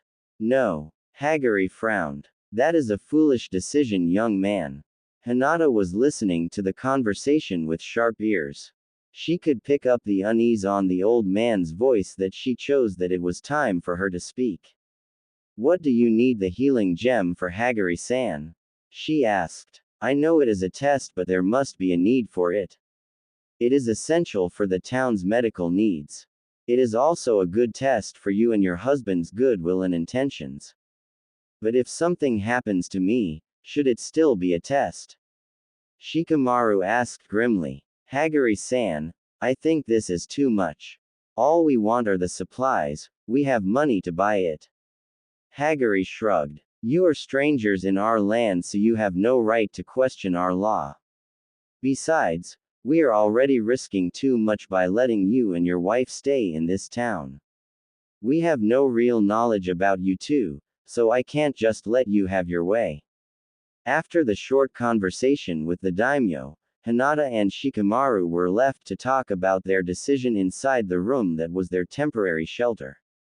Hagari had allowed them to talk about it in private as husband and wife. Hinata removed the bandages from her eyes after making sure that the two of them were really alone. Even without her bloodline limit, she could still feel people's chakras, so it was easy for her to know if anyone was eavesdropping on them. Shikamaru sat on the bed and rubbed the back of his neck. This is going to delay us, Hinata commented. Troublesome. Shikamaru agreed. And something is fishy about that old man. I don't trust him. Hinata rested her back on the cool bamboo wall, staring blankly at nothing. We can leave, but we are surely going to travel blind with the risk of encountering those weird creatures again. We don't know where we are and we still have to find Sai. Without directions and supplies, we won't be able to do that. If only we can get our hands on a messenger hawk. Shikamaru let out a lazy breath and after touching his pointed beard, stood up. All right, I'll do it. Hinata blinked. What? It's troublesome, but the faster we move, the faster we can get out of here. You mean the test? We are still not sure if it's dangerous or not. Shikamaru shrugged. We have no choice. I'll go with you then. Hinata declared. Shikamaru shook his head. You are supposed to be blind, remember? Stay here and keep your guard up. You have your Byakugan, so use it, Hinata. If something happens while I'm away, run and track me with you Byakugan. With your range, it's going to be easy. Hinata bit her lip. She really doesn't want to let the Nara be too far from her. Sai was still missing and they don't have any update on his whereabouts. If something happened to Shikamaru noticed Hinata's grim mood but decided that there was no other way. He could think of 1,000 plans right now, but she was still his priority. Naruto had been clear about that, and there was no freaking way that he was going to fail his Hokage. I'm going to be fine and, oi. He took a step back when Hinata jumped at him without warning. His startled expression was replaced with a faint smile, however, when he felt her shaking arms around his waist. Please be careful, Hinata murmured with a shaky sigh. Even if Shikamaru had assured her a lot of times that she was not to blame with the series of unfortunate events that happened, she was still very guilty. It was her after all that those creatures were after. And she was the one who jumped off the ship without any second thoughts. Nothing is going to happen, he assured the worried woman who was still holding him tight. Hinata was strong, but she was very vulnerable when it comes to the people she considered friends. Earlier, he saw the dark circles forming beneath her pearlescent eyes, a sign that she was very mentally disturbed. Now, put your bandages back and we'll go deal with that old geezer again. Hinata nodded and released the genius, reminding herself that there was no use for her to be worried at a time like this. She had been in tight situations before, but she managed to creep her way out. She mentally pep-talked herself that she can do it again this time. When they talked to the old daimyo again, she was feeling a lot more positive, confident that Shikamaru will pass the test and get them the supplies they need. At that same moment, It was agreed by both sides that the test starts as soon as possible. Here's the map. I have marked the direction that you should follow. The old daimyo handed Shikamaru a worn piece of brown paper which the Nara tucked inside his thick black jacket. Be careful since Spider Mountain is famous for its giant, well, spiders. Hence the name. Shikamaru murmured grimly. Something was bugging him about the old man, but he could not point his finger on it. It was just a gut feeling, but still. The guards will escort you out, and your wife can walk with you to the gates. Do not worry, she'll be cared for. Hinata held on to the Nara's strong arm as they slowly made their way to the bamboo gates. A few guards surrounded them, and just like the first time that they walked the street, she could feel curious eyes boring onto the back of her head. Shikamaru placed a hand on Hinata's shoulder, still keeping the pretense that she needed the guidance, even though in truth, she can fight her way out of this place with her eyes closed. Behind them, he could hear two guards murmuring, so he stretched his ears and listened. Do you think they're really husband and wife? Maybe. They seemed a little distant with each other. Distant. They're touching hands, silly. But they can pretend. I mean, something's off. You're just jealous because the woman's got a nice skin, nice body, damn, nice hair too. Without her eye covers, I bet she's very pretty. Shit. You're making my mouth water, idiot. If she really doesn't have a husband, then. Shikamaru frowned. Now he was starting to get a little uneasy at leaving Hinata behind. Maybe he was not making the right decision after all. Sometimes, even geniuses makes wrong choices. Listen. Hinata tilted her head up. She heard the murmurs too, so she squeezed his arm. I'm going to be fine. Okay. This is how far you will go, Missy. We're near the gates now. One of the guards said and reached for Hinata. I'll guide you back. Shikamaru pushed the guard's hand away and glared. He recognized the said guard as one of those who were murmuring from behind. He doesn't like him. Easy there. Just wanna help. The guard said, obviously offended, but backed away. Hinata felt Shikamaru's hand lingered on top of hers before letting them go. She gave him one last reassuring smile before stepping back. If Shikamaru can finish the test, which he sure will, they'll be able to leave this island with enough supplies and information. Then they'd be able to pinpoint their whereabouts and start from there. With Shikamaru's intellectual capacity, Hinata was sure that they will figure something out along the way on how to find Sai and communicate with Naruto. Be careful, Hinata murmured, still feeling uneasy. I'll be. Oh. To her surprise, Shikamaru grabbed her arm and pulled her close. Then kissed her. Behind the cover of the bandages, Hinata's eyes widened in stunned surprise. The kiss was just a big smack on the lips, but Shikamaru held it long. Her hands rose instinctively to wedge between them, but he held her firmly on place. She heard a few of the guards whistled. Some even chuckled. Shikamaru let the obviously startled woman go to face the guards. He will pay the consequence of his actions later, but at the moment, it was the most logical thing to do to ward off the male species from his so-called wife. It was a show of ownership and dominion. Hinata felt like a bucket full of ice was thrown at her. She took a step back, bewildered mostly, but Shikamaru enclosed her with a hug. Shika, she murmured when her mouth was hidden from view from the other guards. What? I have to go. Shikamaru squeezed her hand meaningfully. Hinata was still stiff, so he gestured for a guard to hold the woman. There was no time to ease her surprise right now, but he'll explain it later. Please be careful. The sooner he was off, the faster both of them can get out of this place. The guard scratched his head awkwardly. Sure. When the Nara was out of presence, Hinata was escorted back to the room. Now that the guards thought that she was pregnant, none whispered anything about her. Actually, they were extra gentle to her and more polite. Hinata closed the door after politely thanking the guards before they left. When she was sure that the door was securely locked and no one was near anywhere the room, she placed a hand on her belly and activated her Byakugan. No change in her chakra flow. No new life. There was nothing. Hinata deactivated her bloodline limit and slumped on the bed. She closed her eyes and took a deep breath. She knew Shikamaru did what he has to do. She trusted his genius of a mind, so there must be an explanation to all of it when he gets back. But he kissed her, on the lips. Aside from Naruto, he was the only man to do that, and even though he did it for good reason, it was still a shock to her. Strangely, her mind conjured a mental image of Temari Nara. Goodness Kami. Oh, Shikamaru, after checking that he was not being followed, let the chakra build on his feet and he jumped, using the large branches of trees as his path.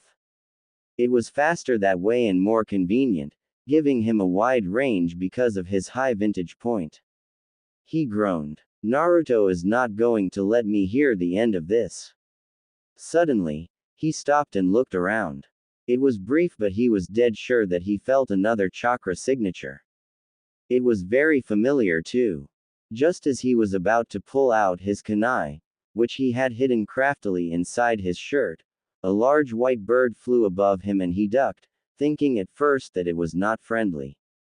The daimyo mentioned something about giant spiders, so he wondered if there were giant birds here too. But when two familiar people jumped from it, he straightened up. Surprised but relieved. Sigh. Shikamaru returned the weapon inside his shirt. And you are with Sasuke. Sai landed on the ground gracefully and Sasuke was not far from behind. The ink nin was not in the best shape, for a makeshift bandage of cloth was around his arm and some bruises were visible on his pale face. Sasuke, on the other hand, well, he still looked like the proud man he was. Sai straightened up. I managed to track you and Hinata-chan with Sasuke's help. We just waited for a good time to approach. Sasuke adjusted his cloak with one hand. He gave Shikamaru one nod and it was respectfully returned. I saw your ink bird passed by me when I was traveling, so I gave Sai the direction he needed. I have no idea of what happened. I could have stopped you two then. How did you two? By accident and by chance. Sai said impassively. The experiments tracked me and Sasuke was there, so he helped me. When I told him what happened, he said he caught a glimpse of a flying ink bird flying in another direction. Then I don't need this. Shikamaru took the map that the daimyo gave him. It was supposed to be help on his way. He crumpled it and dropped the parchment on the ground. I assume that Sai told you how we ended up separated. Sasuke nodded. Those are the things I am tracking. Just as I thought. Sai gestured to his ink bird. Let's go get Hinata-chan and be on our way.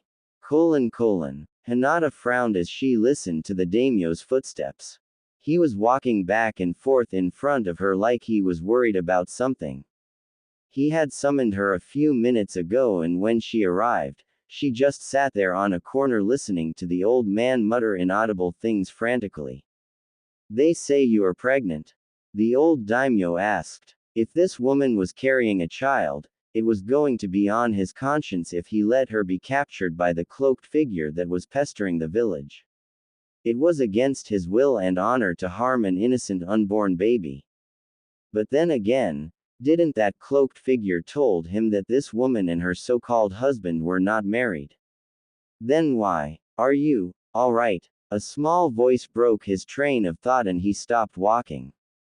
Taking a deep breath, he walked towards her and stopped when he was just a meter away. My dear, are you really pregnant? Hinata said nothing for a few seconds. She wasn't, but Shikamaru said that she was, so she decided to just go along with it. It may cause trouble if she says no. Yes, she answered, wondering why the old daimyo's voice was shaky.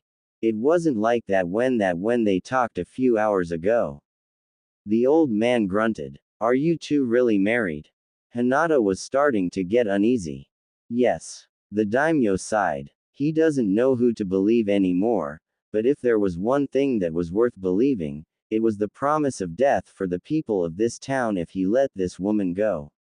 If she was really pregnant, then he would just have to bear the guilt. Hinata shifted on her place. She felt something was not right, the dark aura was just too intense. She could almost smell it. Clasping her hands together, she tried to calm herself. She was a kunoichi. She got this. My dear. Yes. Forgive me. Hinata frowned and she instantly reacted as any competent kunoichi would do. There was nothing to forgive, so why was he asking for one? Besides, she can't disregard the uneasy feelings she was having. Intuition was one of her strongest points and she was going to trust it this time. She activated her Byakugan and it was just in time for her to see the syringe the old daimyo was about to stab on her neck. Hagari-san. She slapped the needle away from her and instead of her neck, it stabbed her on the palm. Hagari was startled and he took a step back. Hagari-san. What are you doing? Hinata stood up and removed the bandage from her head. She hurriedly wrapped it around her palm to prevent whatever it was that was in the needle to flow inside her system. Hagari's eyes squinted. You are not blind. He is right.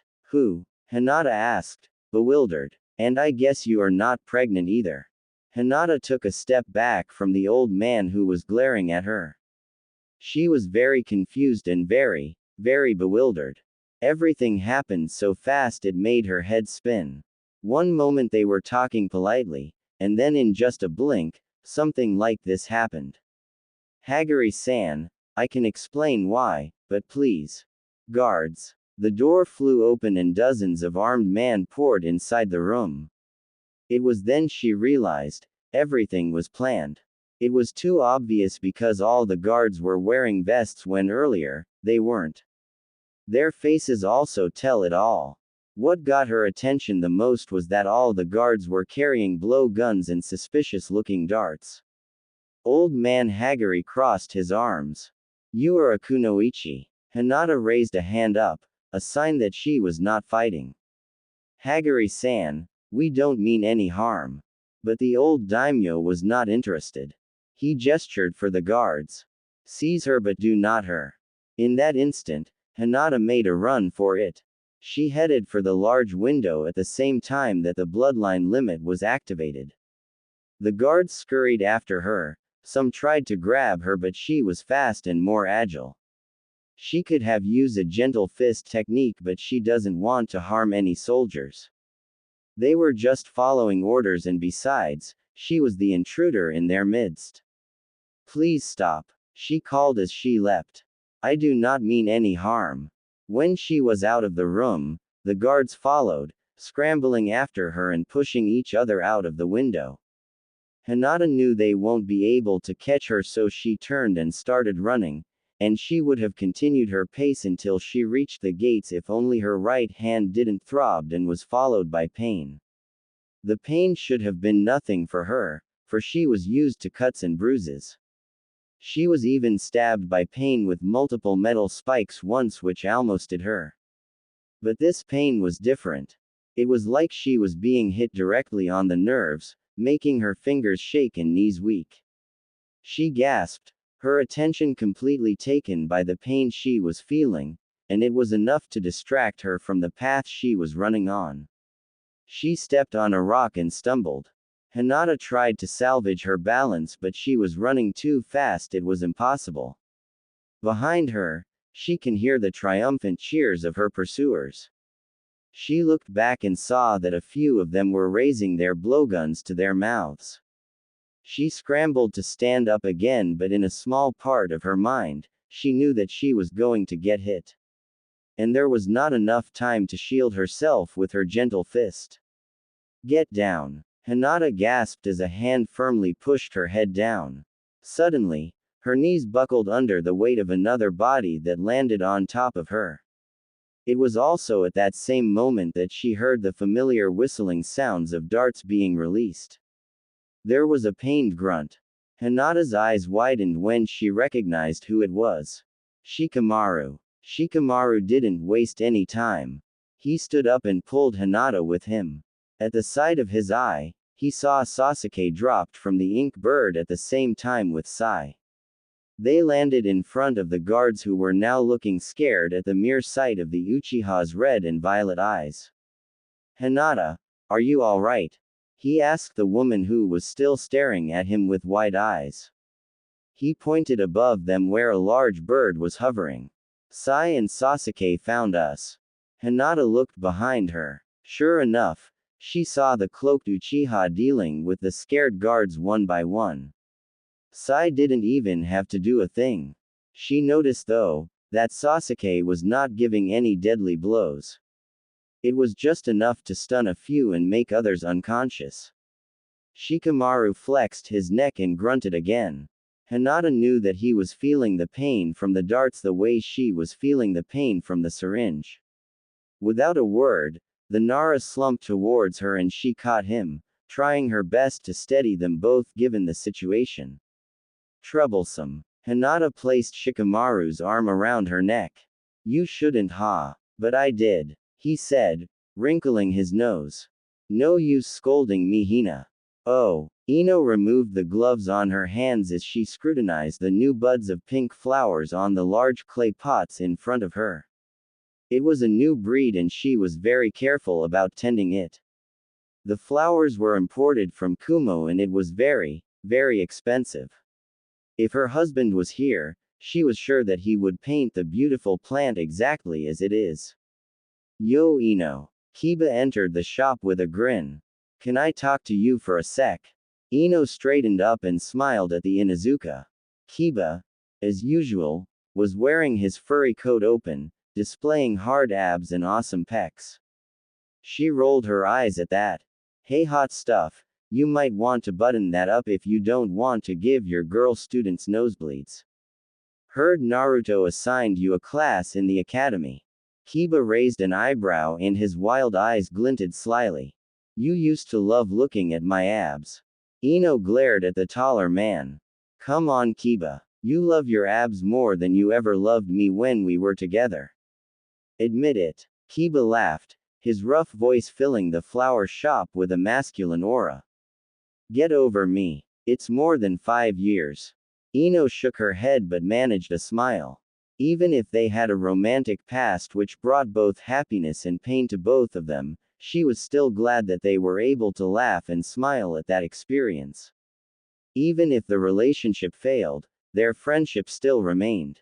And they had learned a lot of stuff from that in order to improve their current lives. But I don't blame you. I'm hot. Okay. Is that what you want to talk about?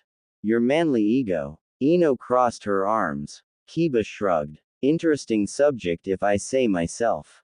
Kiba. Kidding. Kiba threw his hands up. Wow. Talking about antsy. What? Kiba leaned on the counter. I have to let you sign a few papers for me, as the captain of the interrogation department. You see, I have a request for withdrawal of a few S-class files that I need for my coming mission. Intelligence department is still under you, right? Do you have Naruto's permission on this? Kiba nodded. Of course. Now I only have to ask your permission. After a few more minutes of chat, Kiba left Ino's flower shop just as Sakura was making her way in. The pink-haired medic gave the Inuzuka a friendly punch on the back which made him stumble. Kiba pretended to be hurt and exaggerated his pain. Everyone knew he was just faking it. Both laughed at their childishness. When Sakura was sure that Kiba was out of earshot, which was long concerning that Inuzuka's has really good hearing than anyone else, she gave Ino a look. What? Ino frowned. What's with the look? Kiba is flirting with you. Kiba is always flirting with everyone. Ino deadpanned. You got a point there. Sakura giggled. I rest my case. Ino leaned on the side of her counter and reached for a white towel resting on top of it. She wiped the sweat from her brow and the dirt on her arms. She was still dirty from pulling weeds and fixing pots. I thought you'd be in the hospital at this time. She told the Pinkett. What brought you here? Sakura erased the smile from her face when she remembered how serious her problem was. I need to Ask your advice. Ino raised an eyebrow. Advice. Sakura sighed and looked at the door that leads to Ino's garden. Ino saw where her eyes are, so she threw the towel and gestured for Sakura to follow. Come on, let's go to the back. When they reached the garden, Ino sat on the grass. Sakura followed. What? Sakura bit her lip. You were right. Ino blinked. About what? Naruto. Ino's mouth slowly formed into an O. She remembered the last time that she and Sakura talked about Naruto and it didn't end up well. Shit. Did Naruto showed any? No. Sakura snapped. Ino, it's not Naruto. Then who? I think it's. Sakura looked away. Can you please be more specific and descriptive, Sakura? You are messing with my head here. I think I am starting to. Ino's eyes widened. She doesn't need to be a mind reader in order to know what Sakura was about to say. Double shit. Sakura's shoulders slumped. I know. Double shit. Oh. Shikamaru examined a dart he was holding as Hinata pulled the others off his back. Neuro Sting Dart. Back in Konoha, weapons like this were mostly distributed to the Anbu. That explains the nerves. Hinata grunted softly from behind. It has been a few hours since they left the small town. They were currently above skies, riding on Sai's ink bird.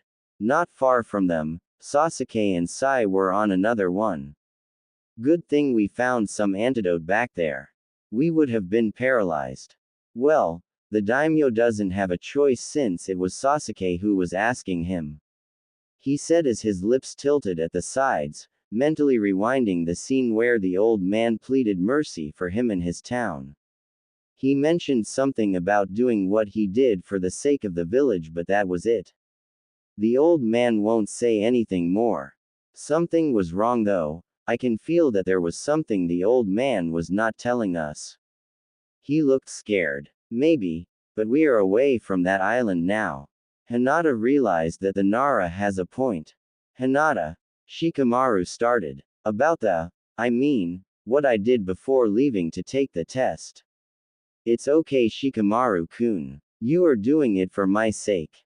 I understand. In truth, she was still confused, but she chose not to discuss it since her cheeks started to feel heated. The feel of Shikamaru's lips was still fresh and she doesn't want to engage on any awkward conversation. You must have been surprised. To that, Hinata giggled a little, recalling her reaction when the Nara said she was pregnant. She got to admit that it turned her world upside down a bit. More than surprised actually. I'm sorry, Hinata. Hinata shook her head, her long hair being whipped back by the strong wind. She was about to open her mouth to let out some appeasing words, but another strong gush of wind hit them both on the face, making Shikamaru jerk his head back at the same time that Hinata leaned forward. Their foreheads collided and both instinctively leaned away at the same time. Hinata closed her eye, one hand snapping to the already red spot while Shikamaru rubbed his forehead with a thumb. You have a hard forehead, Hinata. I'll give you that. Shikamaru muttered. Are you okay? He adjusted his position so that he was facing her. To his surprise, Hinata was smiling. And the smile slowly turned into laughter. Hinata laughed, and Shikamaru noticed how carefree it was. It was the first time that he heard her laugh like that for a long time. Usually, Hinata just smiles. He blinked once and then closed his mouth, choosing to listen to her voice. I'm sorry. Hinata tried to let the laughter die, but she was still shaking from it. It was a silly thing, but she was feeling so relieved at being rescued. Everything seems so light. It's just funny. Shikamaru's lips tilted lazily at the side. He watched as Hinata's long blue hair danced around them like silk threads. Troublesome, he muttered, but he doesn't feel troubled at all. A few hours later, just as it was about to turn dark, they found a small cave on a small inhabited island where they could spend the night. They agreed to choose the place because they saw that there was a small river where they could get some clean water and wash things up. Instantly, Hinata tried to examine Sai's wounded arm as best as non-medics could. The bone was broken and the flesh torn.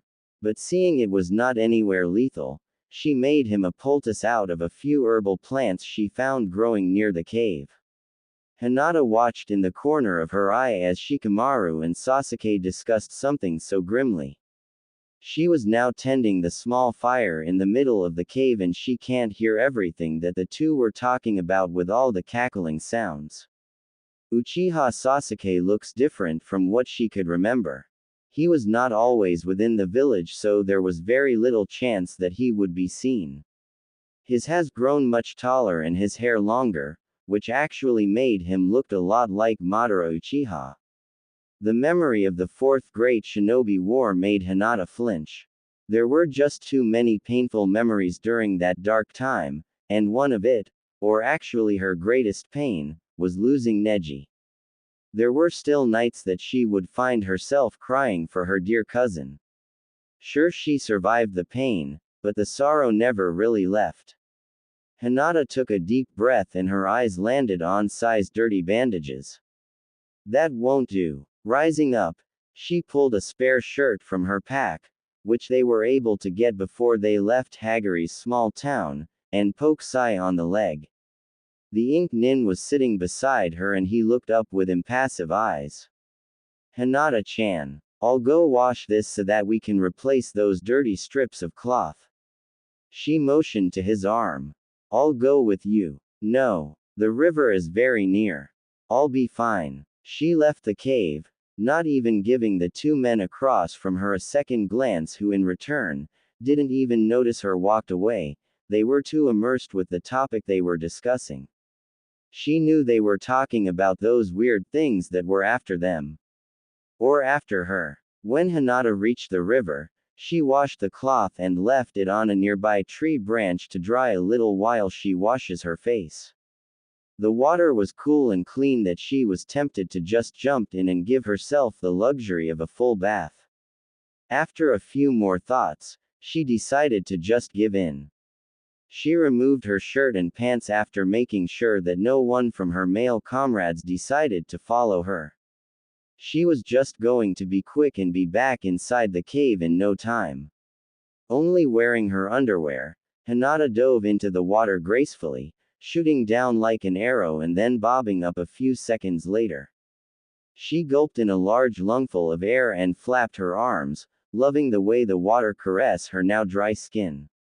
The faint light from the moon was just enough to give her a shadowy vision. Hinata remembered when she was still a genin, and was with her team along with Team Kakashi. Both teams camped in the middle of the woods near a waterfall. Feeling a little bold that night, she remembered sneaking out of camp when everyone was asleep, went to the waterfall, and stripped herself. She danced and played and practiced her chakra control at the same time. What she did was out of character, but she felt free because no one was watching, no one was judging, and no one was telling her what to do. She was just herself that night. She would have stayed until morning, but Naruto later woke up and almost saw her. He still doesn't know until today that she was the dancing girl in the waterfall, but she preferred to keep it that way. That night was just so special for her, she decided to keep it to herself. Oi! Hinata squeaked and instantly activated her Byakugan. It was Shikamaru, and he was leaning his back on a tree trunk with both of his hands inside his pockets.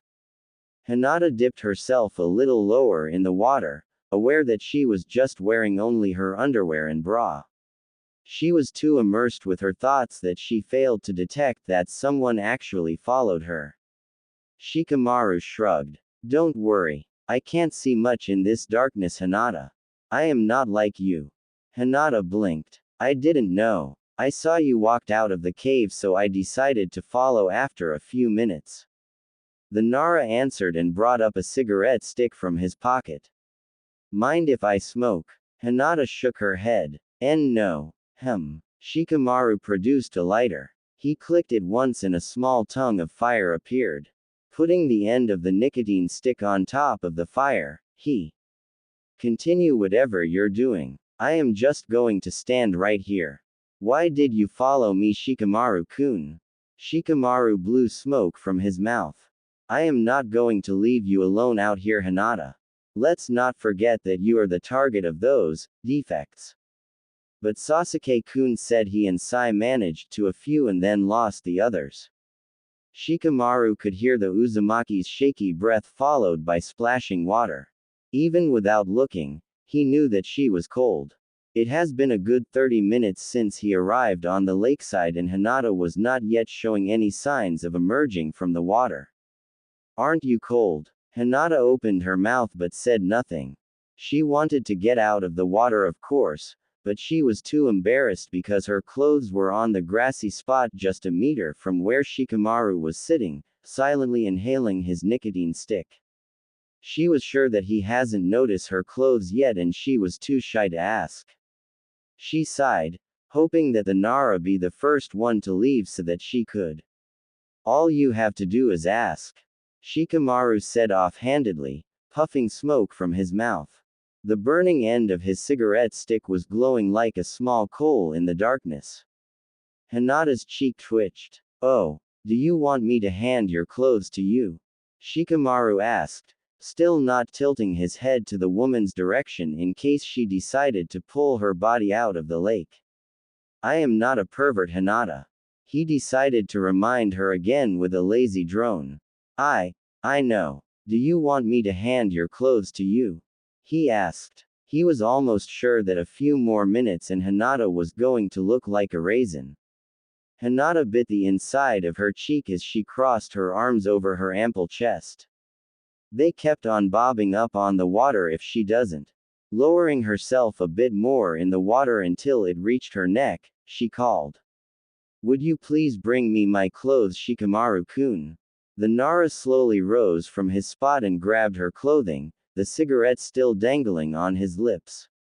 Here, he muttered as he kneeled at the bank and handed her the clothes. Hinata poked a hand out of the water and reached. Thank you. Shikamaru raised an eyebrow and looked at the big pearlescent eyes of the Hokage's wife. For a short moment, he mentally compared her eyes to that of a celestial body. It really looked like the moon. Give me your hand. I'll pull you up. Hinata looked hesitant. Won't look. Shikamaru removed the stick from his mouth and dropped it on the grass. He offered Hinata his hand. Promise. Okay. Hinata placed her wet, slippery hand on Shikamaru's much bigger palm. The Nara's hand was warm and calloused, and when it enclosed around her hand, she felt very feminine. Hinata doesn't know why, but it just felt that way. Shikamaru pulled the Uzumaki up at the same time that he averted his gaze.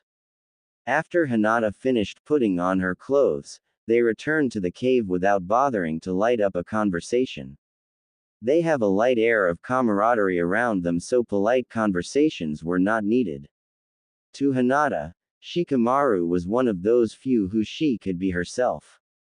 To Shikamaru, Hinata was one of those few who he felt content not to be vocal.